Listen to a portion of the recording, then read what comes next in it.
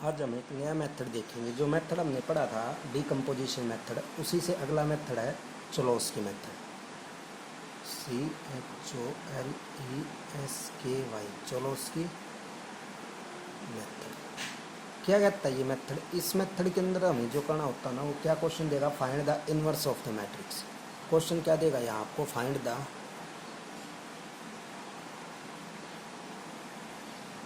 Inverse of matrix.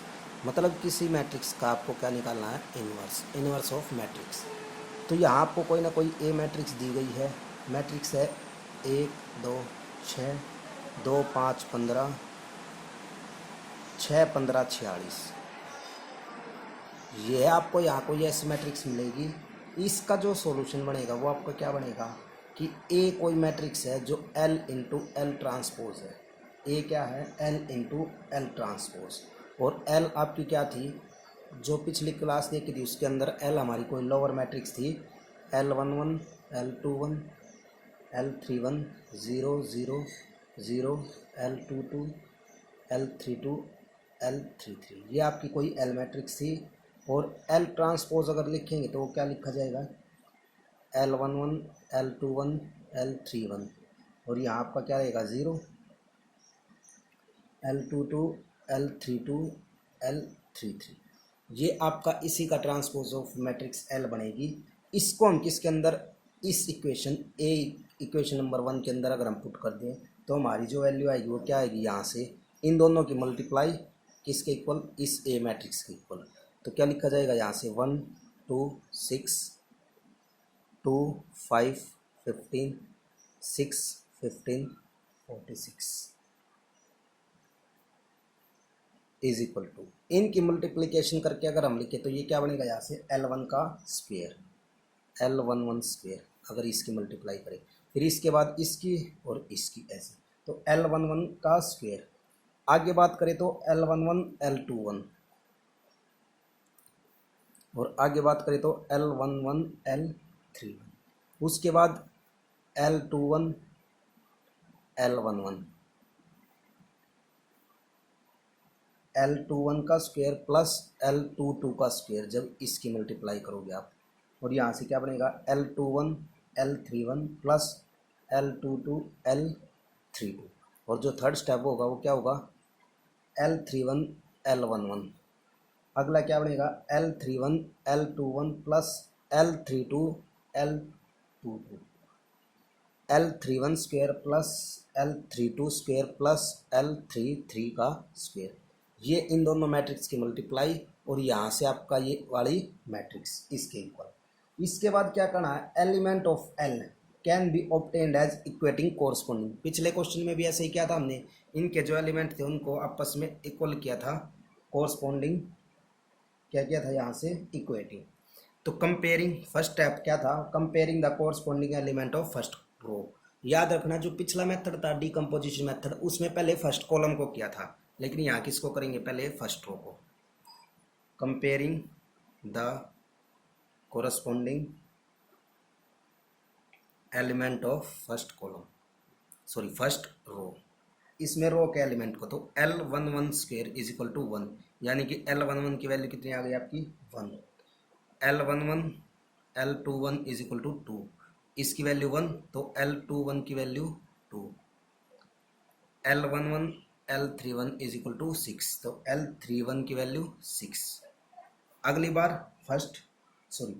अब की बार first row को किया, अब सेकंड रो को। Comparing the element of second row की, L21 L11, यहाँ से ये वाला हो गया L21 L11। अगला नंबर किसका है, L21 का स्क्वायर प्लस L21 का स्क्वायर प्लस L22 का square is equal to 5। L21 का स्क्वायर यानी कि L21 की वैल्यू 2, 2 का स्क्वायर 4, तो L22 का स्क्वायर कितना आ गया आपका 5, इस तरफ है 4 1, तो L22 is equal to 1। Plus minus 1 होगा, यहाँ हम प्लस लेंगे प्लस 1। अगली ये वाली बात, L21 L31 plus L22 L32 is equal to 15। इसकी वैल्यू 2, इसकी वैल्यू 3 प्लस L22 की value 1 into L32 is equal to 15, 6 plus L32 is equal to 15, L32 की वैल्यू सॉरी 6, 2 इंटू 6, 3 नहीं भाई 6, 12, L32 की वैल्यू 3। अगला comparing the corresponding element of third row. अब की बार किस रो की एलिमेंट? थर्ड रो की। ये वाला हो गया, ये वाला हो गया, रहता कौन सा? ये वाला L31 का स्क्वायर प्लस L32 का स्क्वायर प्लस L33 का square is equal to 46। L31 की वैल्यू 6 और 6 का स्क्वायर 36, L32 की वैल्यू 3, 3 का स्क्वायर 9 प्लस L33 square is equal to 46। 36 plus 9 45, 46 में से माइनस करेंगे तो L33 की वैल्यू कितनी आ गई आपकी? 1। यहां से आपकी मैट्रिक्स निकल कर आ गई L। यहां से जो आपकी मैट्रिक्स आई है वो कौन सी आई है भाई? वो आई है L मैट्रिक्स। तो L मैट्रिक्स के एलिमेंट क्या हो गए आपके? L11 की वैल्यू पुट कर दो, L21 की, L31 की, तो 1 2 6 0 0 0 1 3 1। ये आपकी कौन सी मैट्रिक्स आ गई? L matrix. लेकिन हमें फाइंड क्या करना? To find L inverse. हमें फाइंड करना इनवर्स किसी मैट्रिक्स का इनवर्स, यानी कि L inverse. Since L is lower triangular matrix and L inverse is also lower triangular matrix। अगर हमारी जो L है हमारी वो कैसी है? लोअर ट्रायंगुलर मैट्रिक्स, तो L इनवर्स भी क्या हो गया हमारी? Lower triangular matrix. तो L इनवर्स क्या होगा आपका? L11 star, L21 star, L31 star, L32 star, L33 star, L22 star, और बाकी सारे क्या रहेंगे आपके? जीरो है। आप इसकी जगह और कुछ भी ले सकते हो। तो सिंस क्या बनेगा? L और L इनवर्स का क्या बनता है हमेशा? Identity matrix. क्या बनती है? L और L इनवर्स हमेशा आइडेंटिटी मैट्रिक्स। तो L की वैल्यू क्या आपकी? 1 2 6 0 1 3 0 0 1, और L इनवर्स क्या आपकी? L11 star, L21 star, L31 star 0 0, L22 star 0, L32 star, L33 star, और किसके इक्वल है? आइडेंटिटी मैट्रिक्स के।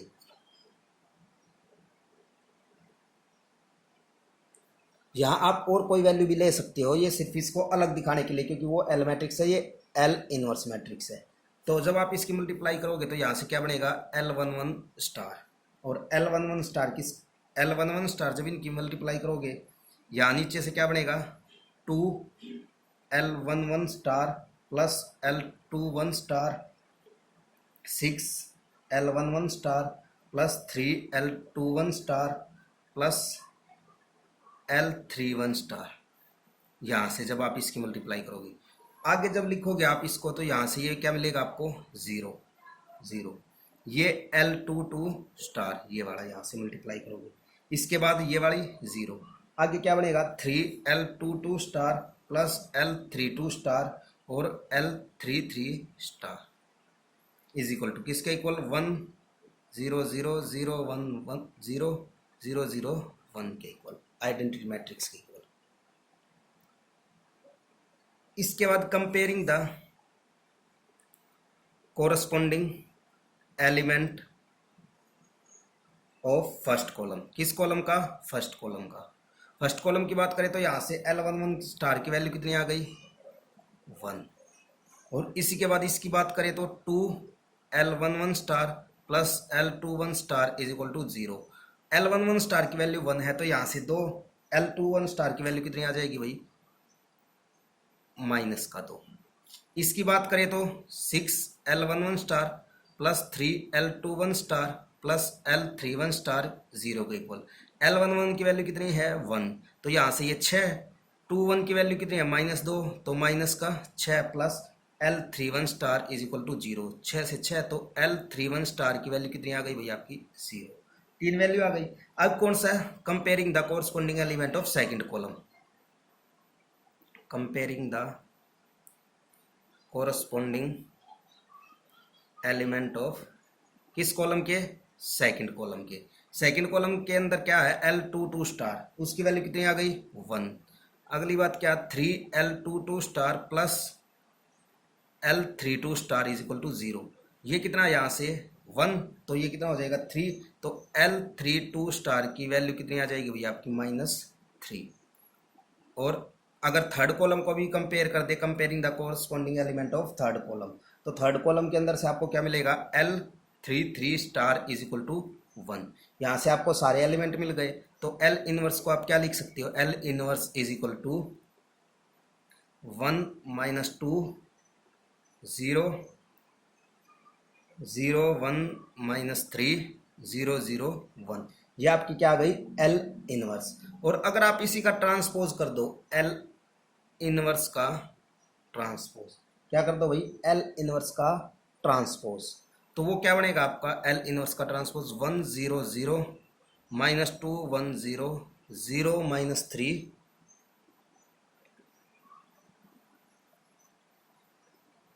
नहीं दिख रहा। अगर L इनवर्स की मैट्रिक्स का ट्रांसपोज कर दे तो 1 0 0 -2 1 0 0 -3 और 1। हम क्या कह सकते हैं इक्वेशन 1 से कि जो ए है मैट्रिक्स है वो क्या है, L और L इनवर्स। अगर ए इनवर्स निकालना हो तो L L inverse sorry L L transpose, L L transpose का हमें दोनों साइड क्या कर दिया, इनवर्स कर दिया। तो ए इनवर्स जो होगा वो क्या होगा, L इनवर्स का ट्रांसपोज इनटू L इनवर्स। तो ए इनवर्स हमारा क्या होगा, जो L इनवर्स है उसका ट्रांसपोज वाली मैट्रिक्स, ये वाली मैट्रिक्स, इनटू L इनवर्स वाली मैट्रिक्स। तो 1 0 0 -2 1 0 0 -3 1 किसके साथ मल्टीप्लाई होगी, ये वाली 1 0 0 -2 1 0 0 -3 1 के साथ। तो यहाँ से क्या मिलेगा आपको, जो ए इनवर्स मिलेगा वो क्या मिलेगा आपको 1, इसकी मल्टीप्लाई, उसके बाद या -2। मैट्रिक्स देख लेते हैं एक बार, 1 0 0 -2 1 0 0 -3 1 1 -2 0 0 यहाँ 0 0 1 और -3 और 0 0 1, ये वाली मैट्रिक्स। तो 1 + 4 यानी कि 5, और यहाँ से -2 0 -2 1 + 9 +10 -3 0 -3 और 1। जब आप इन दोनों की मल्टीप्लाई करोगे तो ये आपका क्या मिलेगा, ए इनवर्स आपका आंसर मिलेगा यहाँ तक। ये तो था भाई आपका जो मेथड था चलोस्की मेथड। अब अगले अगर मेथड की बात करें तो वो मेथड कौन सा आपका, उस मेथड का नाम है जैकोबीज method.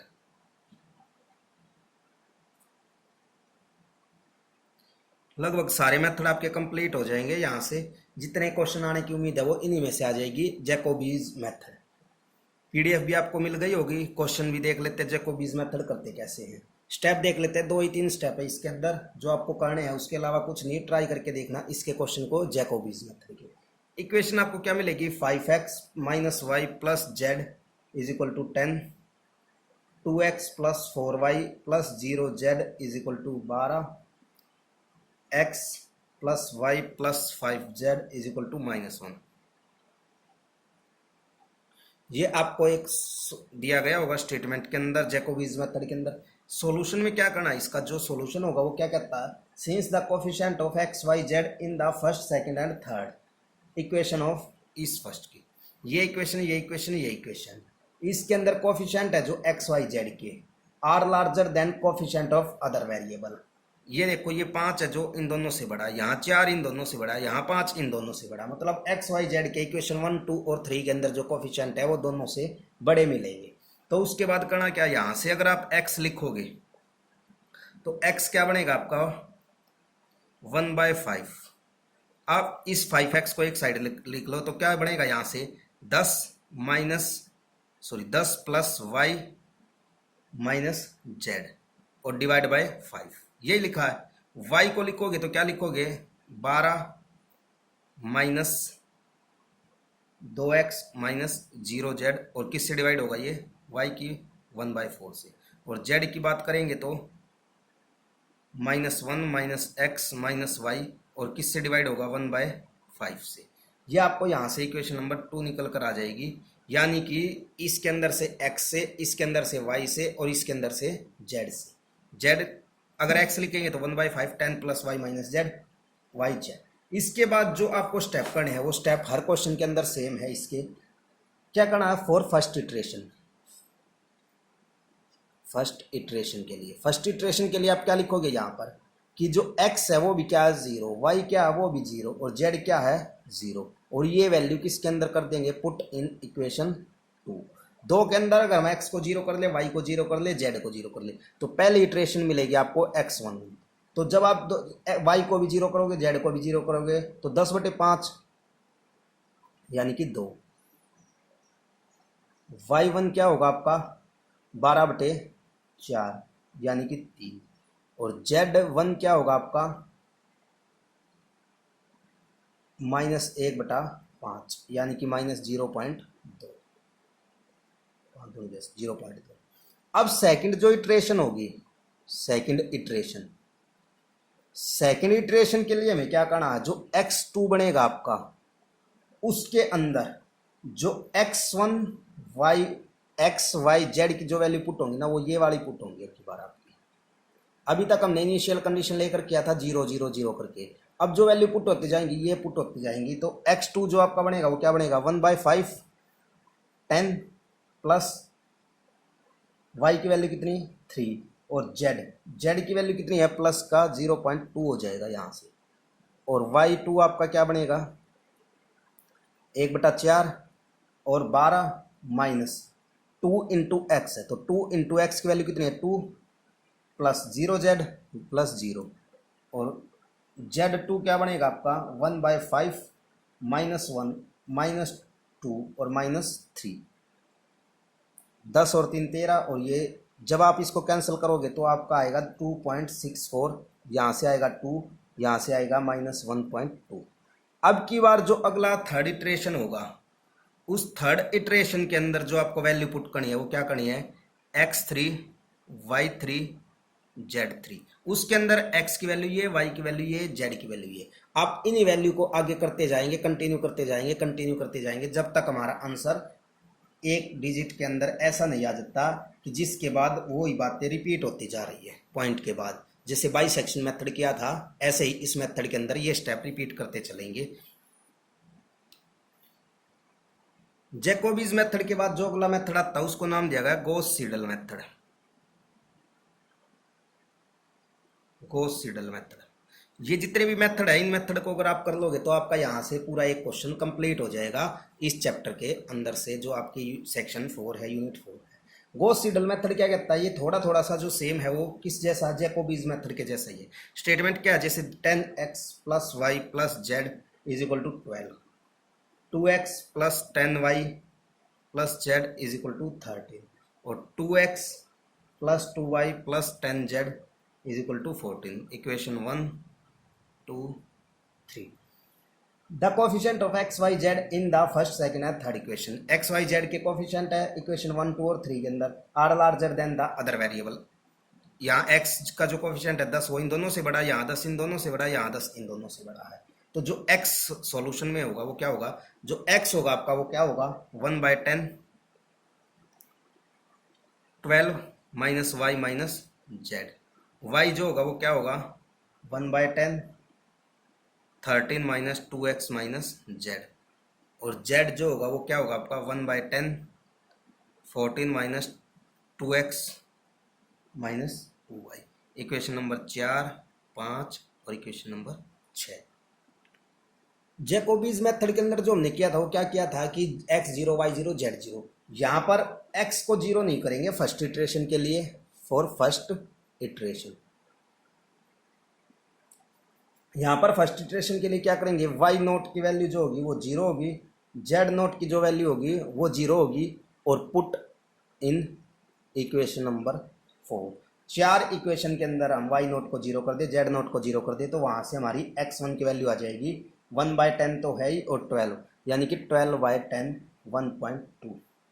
Put x equal to x1 and z equal to 0 in equation number 5।